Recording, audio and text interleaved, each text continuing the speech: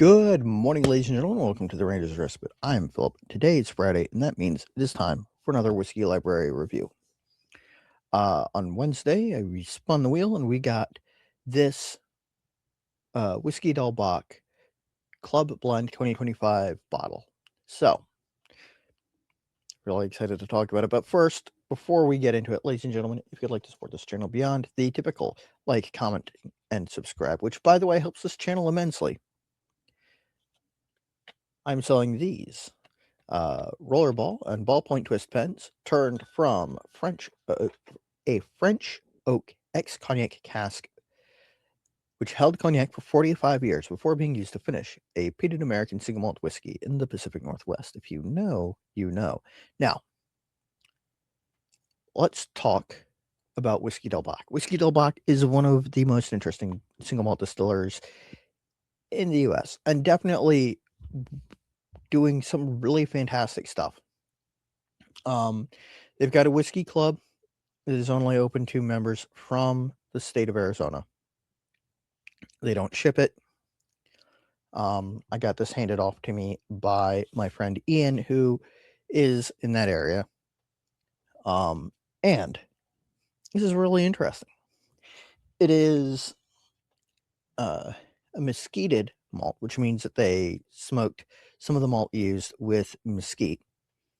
They aren't the only ones who are doing it, but they're one of the, when you say mesquited malt, you think Whiskey Dahlbach.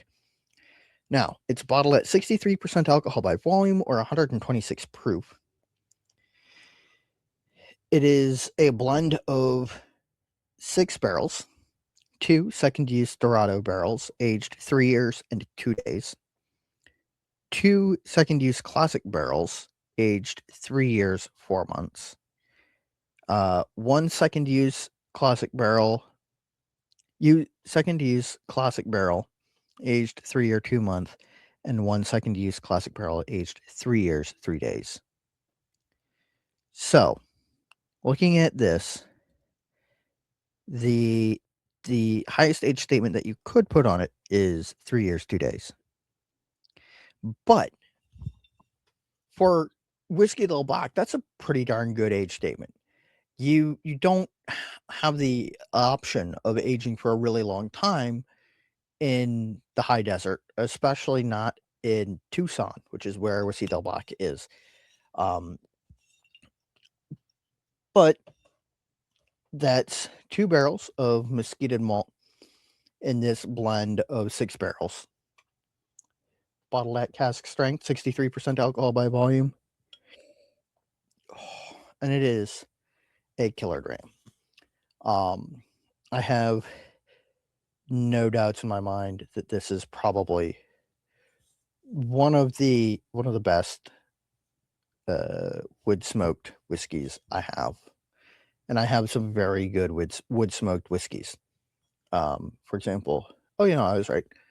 Ode to Isla, there, which is also out of Dahlbach. Dorado, also out of Dahlbach. Now, the batch of Frontera that I have is not one of the ones that includes a little bit of mesquite smoke. I'd love to get my hands on some. That's a little bit hard to get, especially since they're not making Frontera as a regular expression anymore. It increases their capacity to make Normandy. It narrows their skew a little bit. Because option paralysis is a thing. And you want to make sure that you're funneling people into getting products. And if you have too many, it's hard to sell them on any one. It's neither here nor there. I'm going to stop talking now about general things and talk about this. On the nose. Oh, it's a little bit spiky on the nose. No surprise, but a little bit spiky. He had a little bit of just a hint of that barbecue smoke. I mean, classic mesquite smoke. A little bit of sweetness, some like caramel, some bright citrusy.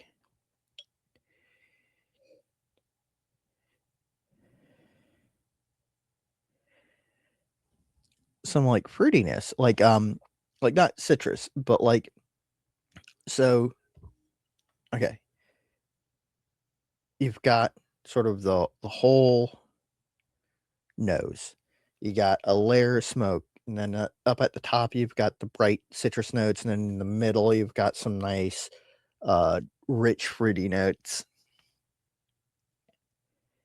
You got a little bit of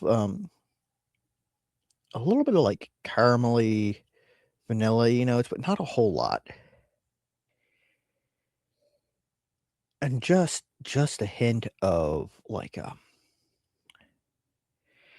what is that? Sort of like an old book smell, if that makes sense.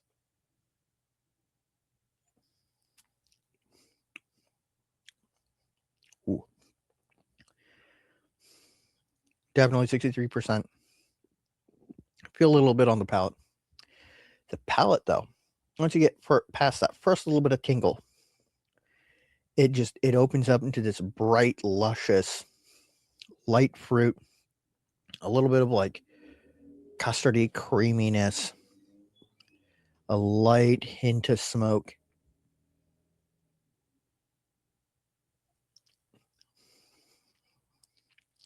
Mm. Mm.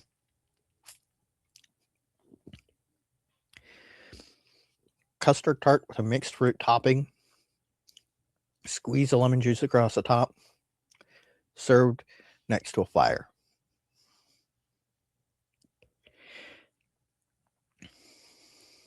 Absolutely beautiful stuff.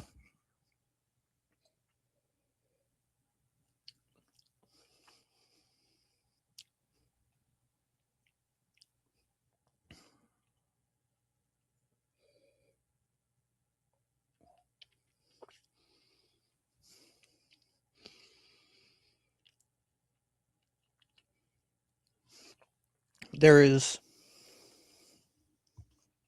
a little bit of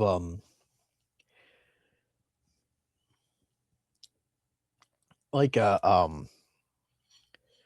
burnt sugar note in there. It's very nice. The finish, by the way, the finish, sort of a vanilla custard, a little bit of like that oily smokiness, and like blueberry jam all together down on the finish. So beautiful. Absolutely wonderful stuff. As you can tell, this has been popular with my D&D group for damn good reason. This is the level of stuff that Murph Mark puts out. Sorry, I was just okay. The reason for that is because while I was gathering all my Delbox stuff, and I'm missing one. I'm not sure where I put it. All of my Delbox, the classic, the Frontera, and the Dorado were all on a shelf over there behind all of my Cedar Ridge stuff. And I had the funny thought of, it'd be cool, a blend of mesquite malt from Del Bach and some like nice rich quintessential from Cedar Ridge. Just saying. But got me thinking about Cedar Ridge. Another fantastic distillery. But there's something about Del Bach that is not unique to them in the sense that there are a lot of distilleries like this for me. But there's something in it. I can't put my finger on it. I couldn't explain to you what it is. There's something in it that I taste it. And yes, this is of course with the context of knowing that it is Del Bach. There's something in there that I go, "Oh yeah, this is definitely Del Bach." It's got it's it's got Mark's thumbprint on it. Just like Cedar Ridge has Murphy's thumbprint, Clear Creek has Caitlin Bartlemy's thumbprint, etc., and so forth. Um, I there is something about Whiskey Del Bach that I taste and I go, oh yeah, that is Del Bach. Doesn't matter if it's this private barrel, Ode, Dorado, Classic, even Sentinel of the Desert a little bit. There's something in there that I taste and I go, oh yeah, that's whiskey Del Bach. And it is across both mesquite and not mesquite malts. That's interesting. Anyway, ladies and gentlemen, before I get too distracted, let's go ahead and see what I'm reviewing on Friday. Wednesday. What am I reviewing on Wednesday, my dudes? So, going to go ahead and hide this choice and spin the wheel. I'm hoping for something from a distillery I haven't touched in a while, just because it's going to throw me for a loop and give me one that I just did. No, it's going to throw me for a loop. I have to find this. Found it. It's across the room on my Virginia whiskey shelf because Reverend Spirits is a Virginia distillery. I can't wait to talk to you guys about them, mostly because if I'm being totally transparent with you all, I'm a big supporter of Virginia Spirits. I want all of you guys to be big supporters of Virginia Spirits because Virginia produces some of the best whiskey in the world, in my personal opinion. And after dropping that bombshell, ladies and gentlemen, thank you all for tuning in. It has been a pleasure to sip this beautiful whiskey. Mark, if you see this, amazing job, as always. Tell Ian I said hello. And for the rest of you, ladies and gentlemen, thank you for tuning in. Stay happy, stay geeks. Sláinte.